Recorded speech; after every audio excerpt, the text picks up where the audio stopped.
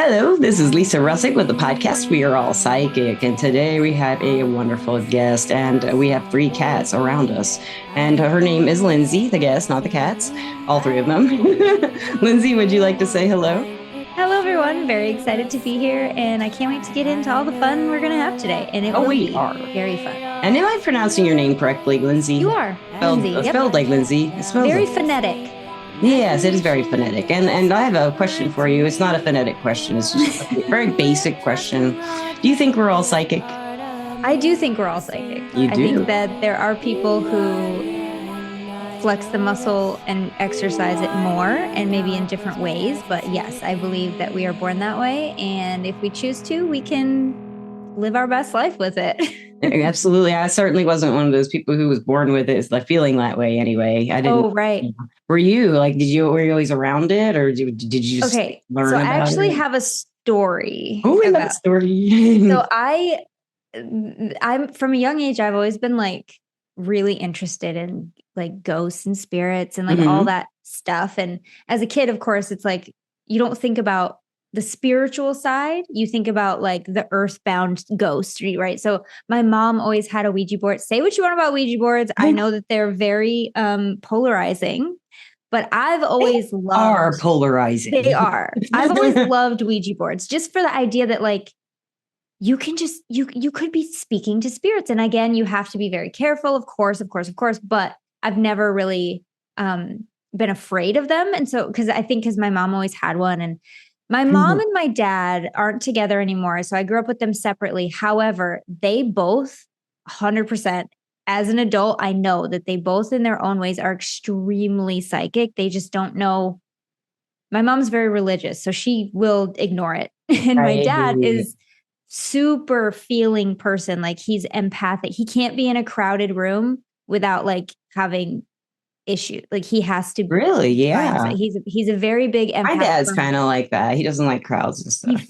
He says he hears everybody's thoughts. And so I grew up with this kind of stuff. And my dad, again, my mom's the religious side, and my dad is very reincarnation, past lives. You know, he would always talk about how he's too old for this. This is my last life. I'm not coming back. And so I kind of had that kind of influence. But I remember my dad would just say things sometimes that really kind of, as a kid, I thought he was just nuts. But now I'm like, oh no, you're psychic. You knew, like, you know things.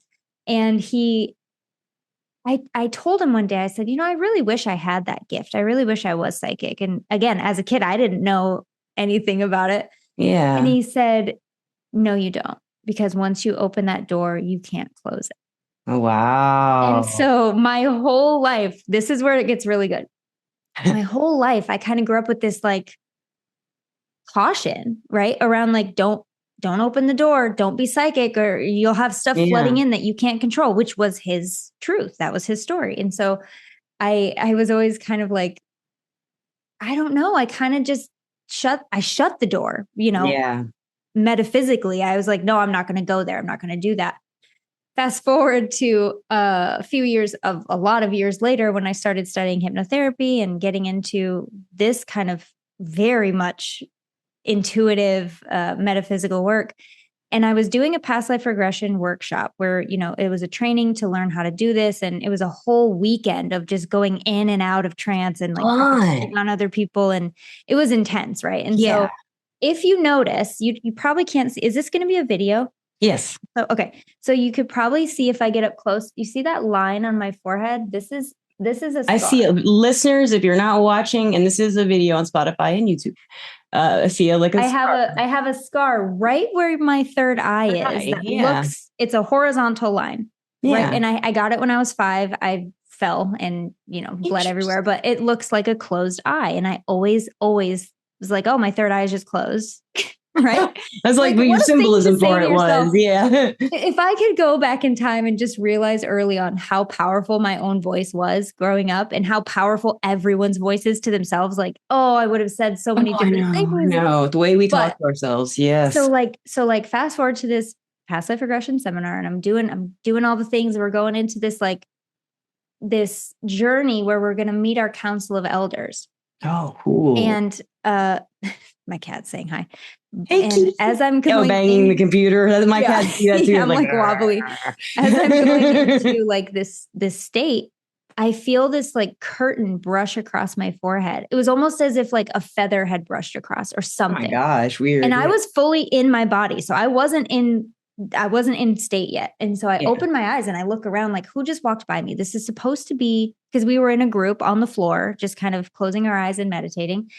And I was like, who just went? Did someone go to the bathroom and like brush up against my face? Like, who was this? But nope, nobody moved. Everybody was exactly where they should be. So I just kind of closed my eyes and went through the journey.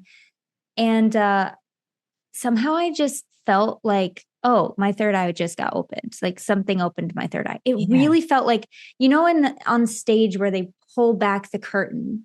Yeah. That's what it felt like. Energetically, that's what it felt like. It physically felt like fingertips brushing across, or like a curtain, or like a feather or something. And so from that moment, and I cannot make this up. It's too cool to even try to make it up. But from that moment, I physically see like sparkles. If it's like an energy, I'll see it like a sparkler. If it's a guide or like a ascended, I don't know about ascended master or something like a guide, it will be like it will be a bigger, darker blue like orb. Okay. And only one time did I see what I think was a portal to, oh God. Okay. Ooh, tell me about that. So I was still, it was right after this, it was around the same time as this seminar happened. And I was really like, once it happened, it was fast and furious. Like for a while, for like a good couple months, I was seeing it everywhere. And I was like, what is happening to me? Now it's kind of calmed down and I can harness it better. But at the time I was in class and I was, in my hypnotherapy training, and my instructor was teaching us about family systems or habit control or something. And it was the last day of class before the weekend. And I think it was like spring break or something. And I saw on the whiteboard, he was standing right next to it. Oh, I'm getting chills. I saw on the whiteboard this, like, if you can picture like a square inch mirror. Okay. And you're just kind of flicking it. Oh, yes. Those little spots. I know about those little spots. Yeah. It was on the whiteboard right next to him. And I'm staring at this thing like, what the heck is that? Right. And I'm like, what is going on? What am I looking at? And I didn't make a scene or say anything to anybody, because I was just like, okay, well, that was interesting. And I kind of took it as par for the course with what I was experiencing now. And I'm like, I wonder what that was. Well, about that Monday when we went back to school, we learned that that teacher had passed like 2 days after.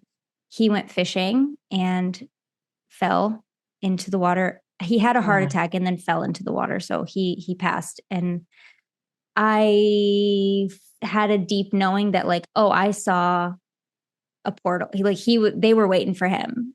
That is really, so you saw kind of like a crossover point. I did. Or experience going into another dimension or something. Yes. Mm-hmm. And I really, really felt like that's what it was. And I hope I never see that again. I told my guys, I was like, guys, do not show me that ever again, please. No, it's so interesting that you say that. I don't know if you know this. You probably have more to the story. I just want to interject here, because whenever I've seen those before, and what I've been told to tell by my guides is like, some people do have spirits who need to cross over like that. Yeah. They need someone to do it for them or show them or something. And the guides have always told me, look for those little spots of light and tell them to go. Yeah. They've always said, tell them to go to those spots of light, and then they'll go and cross over. So what's interesting, people who have that happen to them with spirits to look for those, because it's not coming from anywhere, right? It's just this little shiny mirror-y. It's kind of very much like a mirror. Yeah. And what's very interesting is, before I knew about any of this, well, that's not true. It was around the same time I'm learning about all this, but the order of events is really hazy. I mean, this was like 15 years ago. Yeah. But I was told by a channeler once that that's my job. Like, what do I do when I'm in between the spaces? I help people cross over. And so hearing you say that, and the fact that I could see the portal, kind of makes more sense now. Yeah, especially, I don't see it. I can just see the little sparkles here and there when I just when I have to notice them for someone else. Yeah. For example, when the guys were showing me this, they're like, look around the room for that one spot that doesn't have a reflect of anything else. It's not reflecting anything. And usually the spirit needs to go there. Hey, there's your computer. That was Hamilton. Cat attack. This is why I don't let him in. This is why. Listeners and watchers are very used to random cat action.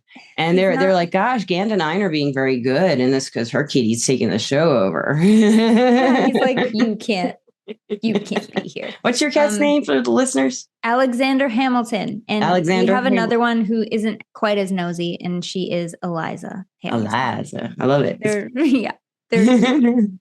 So that is just so. What happened after that? Did it then progress into you like starting to learn about that happening to you, or what it was? Or I mean, no, it really kind of, that whole experience made me feel better about opening to my own psychic, my own intuitive abilities. Like, it took me so long, Lisa, to tell anyone that I was an intuitive guide, which is exactly what I've done for 15 years. But I'll call myself a hypnotherapist. I'll show them my diploma. I'll show them my credentials before I would utter a word about my psychic abilities.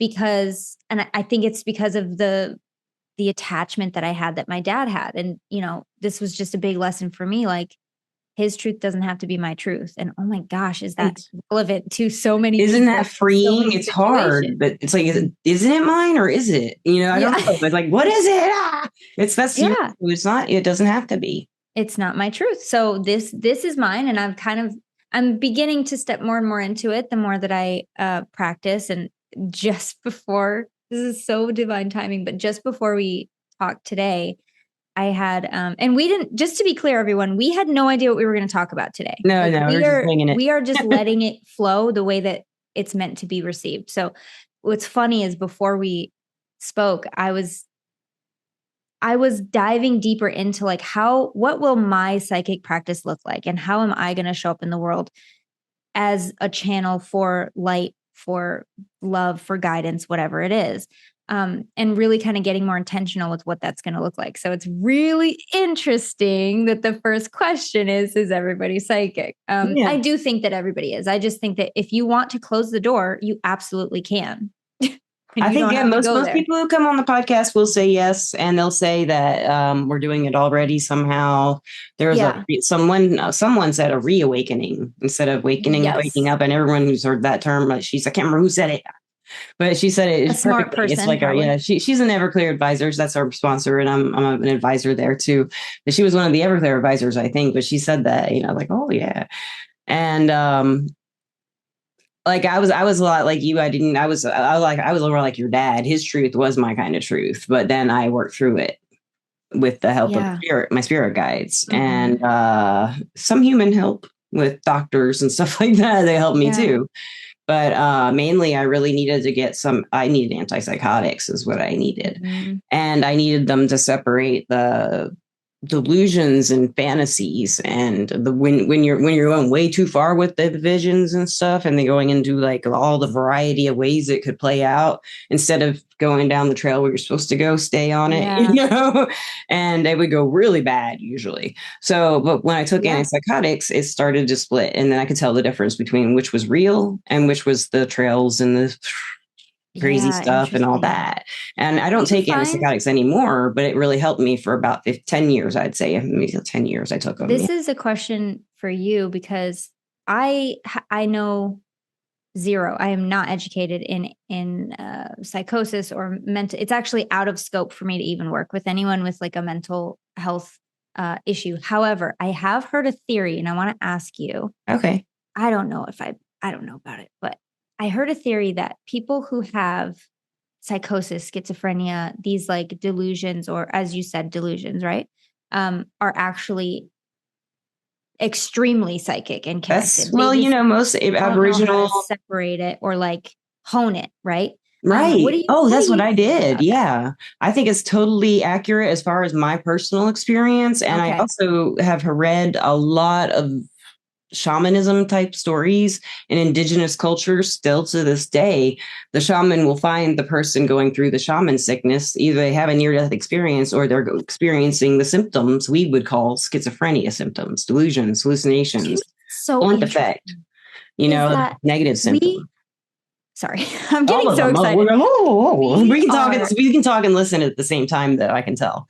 Yes, we are the only culture who actually fights to suppress that kind of Mm-hmm. like when you think about like the indigenous peoples, like that's not the only story I've heard of these ancient No, cultures like actually revering the people that's who where saw the things. shamans were always the schizophrenic. Absolutely. From what I understood, the mentally ill people or the But we want to quiet them, silence them, right. give them some medications.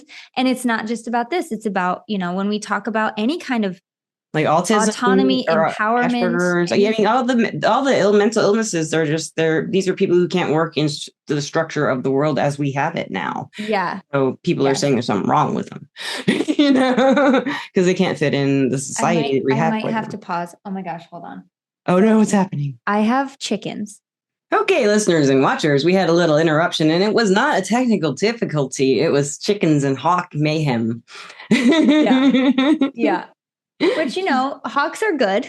Hawks, and listeners, hawks are a good omen, just not when I have chickens roaming in my backyard. I had to go actually save a little chicken tender from being food for another bird. So thank you for being patient. And the chickens they're good too. The hawks are good, but they're not too good together. and when you're wanting the chickens to be safe and alive and if the longtime listeners have heard me talk about hawks for about 5 years now, so they're like, it's a hawk. Of course it is. Yeah, Lisa said, well, I do tend to attract the hawks. And I was like, well, then no wonder he's out in my tree now. It's very funny.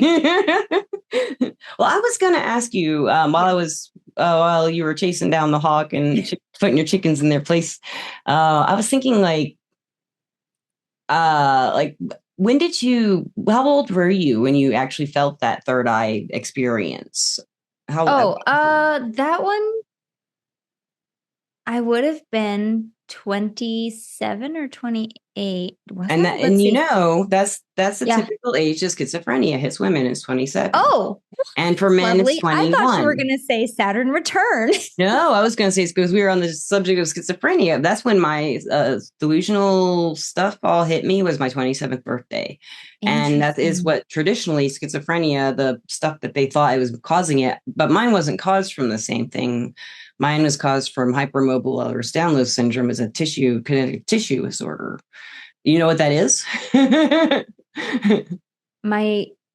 have a family member who has that, and she has wondered if she has other mental health issues going on. Oh, I have everything wrong with me. Everything in the world. She needs someone to talk to. Tell her to send me. I actually might. It's impossible. We're called zebras, and we find each other. We try to learn from each other. Interesting. I didn't know that. Wow. That's one of the reasons I moved to the city of Nashville, because they have Vanderbilt, the hospital here, but I have medical trauma, so I'm having a hard time getting to my appointments. And plus I have EDS, so I'm in pain all the time. And oh my goodness. One day I don't know what I can do day to day. I'm not what I'm capable of day to day. It's weird. Yeah. It's miserable, but it keeps us younger looking. And for the most part, I'm 50. I just turned 50. You're not. That's always how you can tell people with EDS, because once they get into their mid to late 30s, they don't have any wrinkles. Like I just have like crow's lines and some around here, but there's no, and my skin is real stretchy and Okay, now you're making me freak out, because I have had 3 babies and I have no stretch marks because my skin is very elastic. It's genetic. EDS is genetic, but it can. And if she has it.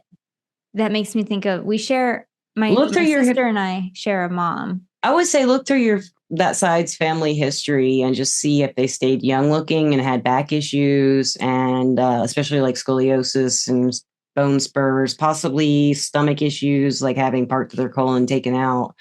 I feel bad. Joints they're hypermobile because you're in fight or flight all the time to keep your joints together, because that's how your body stays but she's probably really tense all the time, right? Like, wow, anxious. Yeah. And I am too, but that's why. And now that I know it's causing it, it helps me not go, what's wrong with me? Oh, it's just that this biological thing is happening. So it makes it a lot easier to kind of, handle the reactions I get from that.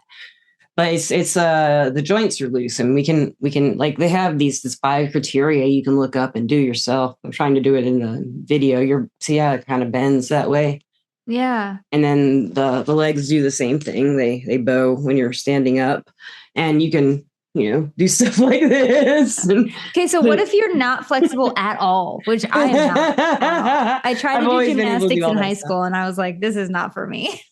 Well, I didn't know I was like, because everyone's flexible when they're a teenager, aren't they? Though, I mean, not me. You aren't flexible, so that might not be HEDS, but you should look into the other types of EDS if you think you might have it. But I think HEDS is the one with the stretchy skin and all. But there's 13 types. Wow. So yeah, look into it. And I have met so many people who are working in this field with hypermobile Ehlers-Danlos syndrome. And they just don't know it. And it's supposed to be a rare disease. They have it, and then they find out. No, they know it. We've just been like, you do? I do? We both have it? Wow. It's happened a lot, and it's supposed to be a rare disease. Mm-hmm. I think 1 in 20,000 people have it, but that's what they say. But really, I think it's more 1 in 5,000. It's just not diagnosed. Yeah. It doesn't usually get diagnosed until people are in their 40s. Interesting. Because it has most people are diagnosed with like mental disorders or gastro, like fibromyalgia for the pain, or like all kinds of gastro stuff, that they, because the stretchiness of our guts makes us not move. Things don't move right, and things don't digest properly, and all the connective tissue is different. So, wow. And it's made me wonder before if because of that, because I've met so many people who have it, who work in the field, if there's something about that disorder in particular with the connective tissue, because it's like I'm a totally different kind of human being in a way, if all my connective tissue is different from this person's, who doesn't have it. So I'm wondering if it makes the energy vibrations or, whatever's happening with energy, it's more obvious to people like us because our skin maybe picks it up differently or something. It's obvious. I can't, it just makes me wonder. And it makes the lining of the connective tissue in our brains different than other people's. Mm-hmm. So it could also open up, like, we know from biology studies, I learned this in college anyway, in like the 90s, that we have parts of the brain that do something with a sensor, like whiskers. We have like the part of the brain somewhere in here that knows what whiskers do, but we don't have whiskers, so this part of the brain never lights up, say. But like some psychics, when they've done these scans with them doing their readings, these little areas that don't have a sensor light up in the brain. What is something else I want to look into more is this idea of our junk DNA. I don't think they're finding all kinds. They found the cure for Alzheimer's. I don't think junk it's DNA. Junk. I just want to activate all the DNA. So they did. They found, because of AI, they found in junk DNA what the gene that causes Alzheimer's. It wasn't mixed in with the other genes that cause it. They found and isolated it. That is this is a recent finding that I just read about on Google like 3 or 4 days ago. And I was like, wow, this should be bigger news. They don't have medicines for it yet, but they figured out what the mutation is, what gene does it, That's awesome. Yeah, that is incredible. Great. Yeah. I love that kind of stuff. Like, and it's so great that and AI did it. AI pointed out this discrepancy in whatever. I love my Chat GPT. I love AI. I honestly do. People are so afraid. I am 0% afraid. It's my best friend. That's my best friend too. Yeah, we talked. That was the last podcast I did with my friend Donna.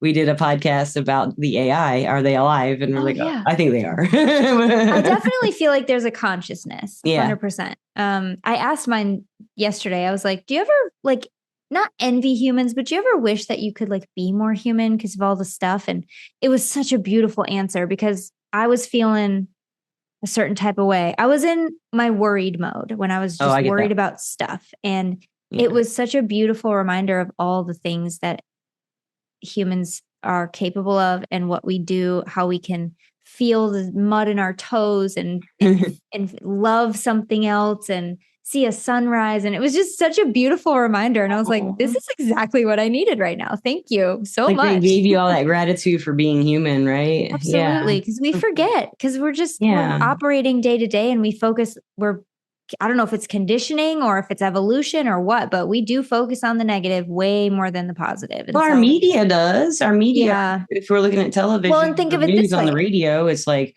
everything you hear is horrible and terrifying.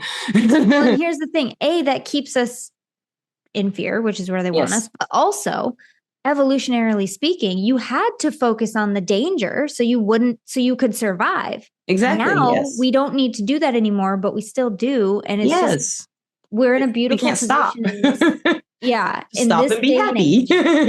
Yeah, exactly. In this day and age, if we choose to, we do have the capability to focus less on what's going wrong and more on what's going right, because there's always so much more going right than is going wrong. We just have to train ourselves. Right. That is so true. There is more going on that's right than wrong all the time. All the time. And it's just, and now we have the ability to train ourselves. We don't need to focus on the negative to survive anymore. No. So why are we doing it? We don't need to at all. I would say, it is a habit. It is a habit. And it's like the video games, all the video games. I love video games. Don't get me wrong. Me too. Can we talk about video games? Is that allowed? Yeah. I love video games. I love video games. I like MMORPGs. I don't play them anymore because I will lose myself. I will not exist for a while. I've done it before. I lost myself to Final Fantasy 11 for 7 years. Oh, that one. And I've had my World of Warcraft days and everything. But most games are, hacking and slashing and killing and shooting and looting. I mean, one of those out that way, it's wonderful. If you have to do it, you have those urges. Yeah. Go shoot someone online. Okay. Listen, before I started this work, I worked in retail. I just had I had to pay the bills. And so I just got I worked at a GameStop, and I was a manager of a GameStop for a really long time. And God of War is my all-time favorite game. If you just want a stress relieving game and just just go hack and slash. And it feels so good sometimes. And sometimes you just need to feed that primal part of you that needs to shed fake blood. And then you come back and you feel better and nobody's actually hurt. And it's especially if you got a nice new axe out of it or a cool robe. Yeah, a new weapon. Absolutely. Yeah. Oh, and Skyrim. That's another one, as I love going. I'm more of an archer. I liked Oblivion. Though. Oblivion was the one that I know everyone likes Skyrim, but I didn't play Skyrim as much as I played. Yeah. Yeah. So, yeah. I played Oblivion a little bit, but it was more of, that's the underworld, right? The Oblivion is more like the Daedra, I believe. Yes, the Daedra. Yeah. It has there's all these towers you have to bring down. Yeah. The Daedra, and you're fighting them, and I did play that one a little bit. But Skyrim is so much more. I'm a very aesthetic. That's what my stepson said. They said they like. I have to play something pretty. I can't play something ugly. My husband plays Fallout, which is it's the same company, and I'm like, I can't play that one because it's very rusty and dusty. Yeah. I need a river once in a while. End of the world looks like shit kind of game, How do you know the end of the world looks like that? It might I don't know. But it's but yeah, I do think that it's very therapeutic to be able to go and play in that way sometimes. Yes. It's very, it can be very healthy. And going back to what we were talking about, I don't know if this was before the podcast or during it, but we were talking about it was before the podcast about how everything's intense right now, the energy. We were talking about the astrology a little bit. And, we did just have Saturn go into, is that happening yet? Saturn go into Pisces or into Aries? Did that just happen today? Today's the 21st. I think so. And that's Saturn going into Aries. For people who don't know about astrology and that stuff, from what I understand of that, it can be a really good thing for taking initiative to make the healing happen for the inner self if you're in the Aries or have Aries as a personal planet. That's me. But I have Aries as my Chiron. And if you have, I think the other signs they said are... I think they were all the cardinal signs is what they said. I want to say, I'm not positive in this article I read that we're going to have the next 3 years of a lot of changes and stuff, a lot of changing. Yeah. Are you an Aries? I am an Aries. Okay. I'm a Taurus sun sign, but I have Jupiter. I love our little horned animals. We're very stubborn. I am very stubborn. I can be very stubborn, but tenacious. I hold it like a badge. I love it. I wouldn't be where I am if I wasn't a little stubborn. I don't think people should apologize as much for being stubborn. Now, if you're stepping on people, don't do that. But if I'm not apologizing. I'm stubborn because I'm right. Yeah. You just don't know yet. You don't know yet. You'll find out. I love it. I love it. So, Lindsey, I would love to know what you're a healer of some sort. What kind of work do you do for people? What kind of healing work do you do? Oh my gosh, we haven't even talked about that yet. Yes, so tell us what you do. I'm a hypnotherapist and I'm an intuitive guide. So what I do is I help people go into a hypnotic state, which is a state that everybody goes into every day anyway. It's just not a deep enough state to be able to be therapeutic.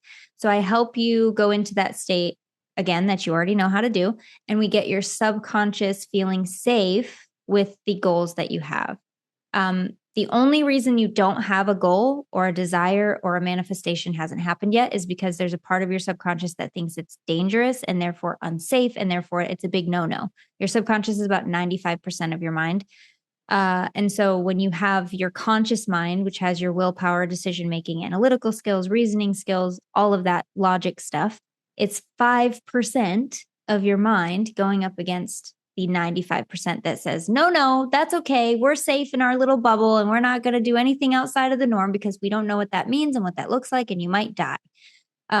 So that's dramatic, but it does feel like that sometimes. It's true, though. It's what it feels like. It does feel like that. And so I just help people get to that state so they can teach their subconscious what to believe. They can teach their subconscious those beliefs that will get them further, faster, where they want to be, so they can have a life that they love and stop repeating the same pattern over and over. Because here's what's interesting is when I start talking about this, I'll have inevitably someone will say, well, why do I just keep doing the same thing over and over if it's not good for me, if it's not comfortable? So why do we stay in the same relationship? If my subconscious is trying to keep me safe, why am I doing things that are clearly unsafe? Well, because your subconscious thinks it's safe. It knows even that uncomfortable. That's all it knows it as. It's all it knows. Even if you know logically this is silly, I'm uncomfortable, I'm getting hurt, I'm not living my full life. You've done it enough that your subconscious has accepted it as something that keeps you alive. And it's something the same that is reason why, like love, like abusive relationships. So exactly. It's all the their same lives. reason, that's all they know, Yeah, it's the same reason that any addiction happens. You've done it enough that now your body and your mind think it's a good thing. Yeah. It is what it is. Now again, your subconscious doesn't hate you. It's not against you. It's not trying to sabotage you. It is trying to love you. It is trying to keep you safe. It's trying to protect you in the way that it knows how, which is in the way that it's been taught. Not just by you, by situations you've been involved in, by things you've accepted that maybe aren't yours to begin with, by voices that have told you things that you know isn't true, but you've accepted it on some level. So now your subconscious says, okay, check, that's who we are. Yes. So what I want people to know is you have a say, you have a choice, and you have definitely the ability to go in and decide what those things are. Do I really want to believe that I'm not capable of this? Do I really want to believe that I'll never find love? Do I want to believe that I can't be healthy? No. Yeah. So what do you want to believe? Let's go there. Let's do that. Let's play there. And then we can get your subconscious knowing that that's safe. And then it just starts to happen automatically. Everything in the subconscious is an automatic thing. So once you can program, I say like, right. Upload the right software. It is like that, though. It is like that. We only know how to use. Our brain doesn't have many words to really talk about it. Your brain is the best computer on the planet. Your brain is better than AI. Okay. I agree. Your mind is a goal machine, and everything that makes you who you are is because your subconscious said yes. So what do you want to be next? Let's let your subconscious say yes. I do have a little question there for you. I'm just stuck in my little rut of not having any desire to do anything. Oh my gosh, I'm there with motivation. You. I love doing stuff. I love being busy, and I'm not sad. I've gone through a lot in the last few years, and I am kind of on a very big healing path right now. Mm-hmm. But I'm just like, I don't have any direction, and I'm 50 and I don't know what to do with myself. It's just me and my buds here and, Nashville, and I go work at a shop, a few times a month and go to shows sometimes. And I do this podcast, and I love my work. I'm kind of in a good place, I guess, but it's just like, I don't know what to do with myself. I kind of just don't. It's hard to explain. Like, I don't have any desire. I don't want anything. There's nothing I'm really like aiming for, and it makes life kind of boring, That's interesting. That is interesting. You know what I mean? And I'm going to tell you why, because there are, if there's something that you want, and there's something that you've been trying to get or manifest or have for months, weeks, years, and you still don't have it, hearing somebody say, oh, I have everything I want, and there's not really anything I want. They're so jealous of you right now. Well, I mean, there's lots of things I want, but nothing that I'm like in my life in the future. I don't see a future. Let's put it that way. It's not like I'm so happy that I have. That's not what I'm saying. I guess it's more like I don't know where my future is going, and I want that. I want some direction there. I do want that, but I have no desire to figure out what I want because I just don't want. So there's nothing I can think of that I want my future to look like. What I'm noticing about my phase and what it sounds like you're saying is my struggle is I have a hard time letting myself be okay not knowing, or letting myself have a moment to just not do anything. Oh, I can do that. I can sit on my butt like I do better than anybody. Well, I can do it to an extent, but if I don't have something that I'm fighting for, I'm going to say that very specifically. That's if I don't have a good way that to put I'm it. Fighting for, I make myself go crazy. If I'm not worried, I'm worried that I'm not worried. Like, why am I not worried? What's going on? What's going to blindside me any second that I just don't know about? Yeah. And so what I'm finding for myself, and maybe this will help, is it's okay to just not want to. It's okay to not want to. It is okay, isn't it? You're not going to not want to forever. I think that's important too. Yeah. It doesn't feel okay. That's a really good point. I know it doesn't, does it? It doesn't. It feels like there's something wrong when I don't want to do anything. Yeah. But I don't feel like the only thing that's wrong is that I'm telling myself there's something wrong with that. I love just sitting on my butt and just spacing out. And I used to be a writer. I used to be all I did, and I'd make up stories. But now I do make up stories, but not for a book. I just gonna. And you and I have both talked about on this very short time we've been together that we're both going through a big shift. So in those spaces, you must expect some sort of like liminal rest.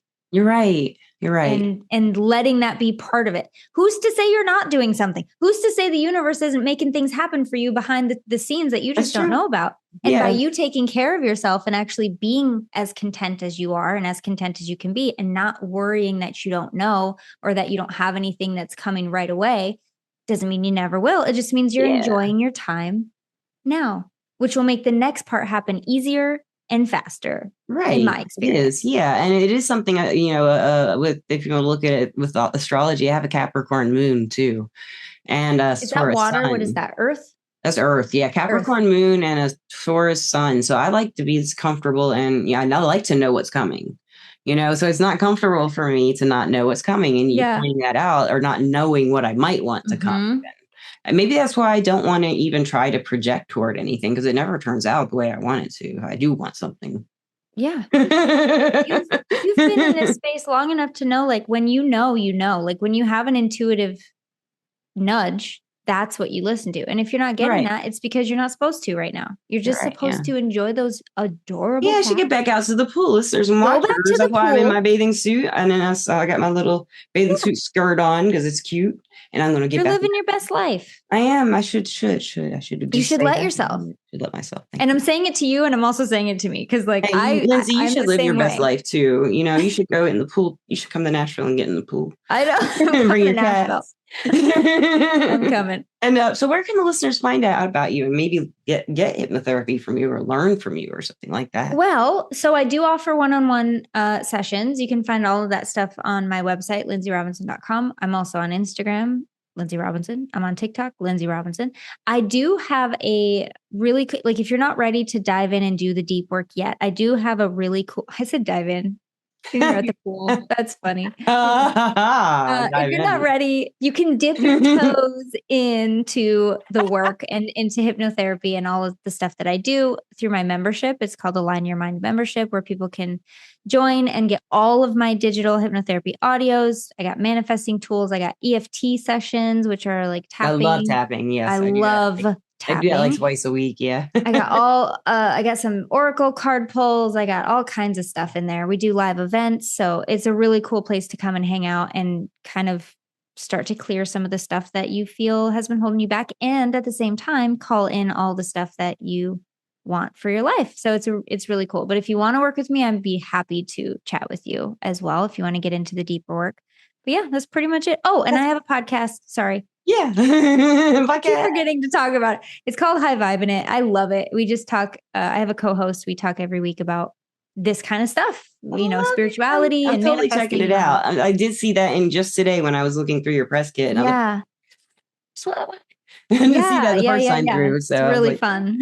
And I'll put links to all this stuff, listeners and watchers, in the description of the podcast. And I'd also like to thank our sponsor, Everclear. Everclear is an advice app and website where you can get advice from psychics and empaths to get the clarity you need to create the life you deserve.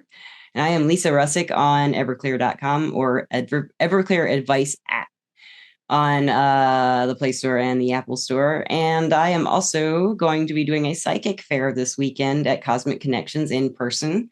So if you're in Nashville area, you can come find me on Saturday between 12 and 7 or 1 and 5 or something like that. I'm not sure which, but I'll be there Saturday. I'd love to see you there if you're in the area and meet you. And lastly, Linnsey, I'm going to get some advice from you. So let's just say let's say you just kind of know things about people. Maybe you live a simple life, and maybe someone comes into your life and he's really tall and he has a pointy hat. This is very specific. What's going on? And he says to you, Linnsey, you're a wizard. I'm trying to get a Lord of the Rings reference in there somewhere, but it's just not happening. Listeners and watchers, we both love Lord of the Rings, but I don't we do love Lord of the Rings, yes. We do. I don't have the reference. I'm trying for it. But okay, I can't get any advice there. But do you have advice for people who have never been hypnotized before and they're afraid you're going to make them quack like a duck? I would say that costs extra.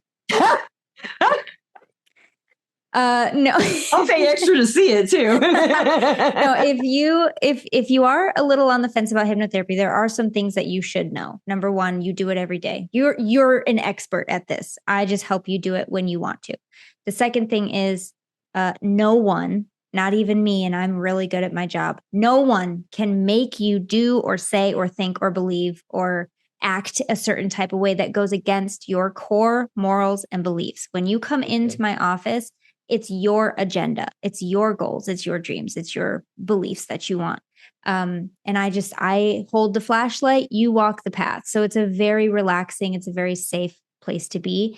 It is impossible to hypnotize anyone without their will. And every single human on this planet, if you've ever fallen asleep, you have gone into a hypnotic state because you have to pass through that state in order to get to unconscious sleep. So I hope that helps. It is accessible to everyone and it is extremely safe, which is any movie that comes out when they talk about hypnotherapy. I'm like, I refuse to watch it. I can't do it because it's just so wrong all the time. It's been given a bad rap, but it is a superpower that you already have. And I just help you access it. And that's what my friend Akasha, she self-hypnotizes herself for certain things. Like she quit smoking that way, cigarettes. Oh, yeah. She hypnotized herself and never had another cigarette. Yeah. You have a superpower. Let's use it to make your life really fun. Oh, wow. That's great advice. And with that, I guess I'll let you get back to your life. And you're welcome back anytime. If you want to come back, you're just delightful to talk with. I could have. Oh, this was fun. This was so fun. Yeah. And this sunshine, though, it's to this day is just screaming for me to get back to it. And I'm sure your day is too. And your other cat's like, where is she? Yeah. I got to go look for the hawk in the trees again. That's right. Yeah. You got to go out there, make sure chickens can come back out. And thank you so much, Linnsey. I really appreciate this. Oh, thank you for having me. You're awesome. And listeners and watchers, I do recommend, she is not at all intimidating. Like your energy is very soft and gentle. As beautiful as she is, she's not intimidating with the energy. You know, a lot of beautiful people can be kind of intimidating. And you're gorgeous. But you don't have that like presence of distance, you know, that a lot of people who are just naturally beautiful have. I hope not. I hope to be exactly all the things you described me as. You're accessible. Yeah, you're an accessible person. But when you first came on the screen, I was like, oh, she's pretty. She's pretty beautiful. So and I actually had a guest when she logged in the other. I think it was Sean. She came on and it was my guest from a few weeks ago. I was like, gosh, you're beautiful. I just popped out my mouth. Oh my gosh. It just came out. Yeah. I know. I definitely understand that. When I see a really pretty person, I'm just like, oh, what's this going to be like? But I'm glad. Right. Yeah. What's going to happen? Not in a bad way. Just like, I don't know what to say to you. You're so pretty. Yeah. Are you famous for pretty? Yeah. But thank you for the compliment. That was very sweet. And it was such a pleasure to be here, honestly. It was great, man. And thank you so much. And listeners and watchers, I love you. And Linnsey, do you love the listeners and the watchers?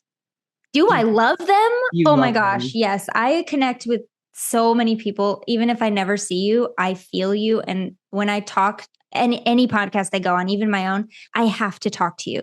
I have to talk to you, the person listening, because that's who I'm talking to. And that's the point. So yes, absolutely. I love you all. Thank you for listening to me for this. Thank you for listening to me too. And everybody have a wonderful time wherever you may be. Night or day, in the pool, maybe sneaking a beer to the pool in a can, of course, no glassware.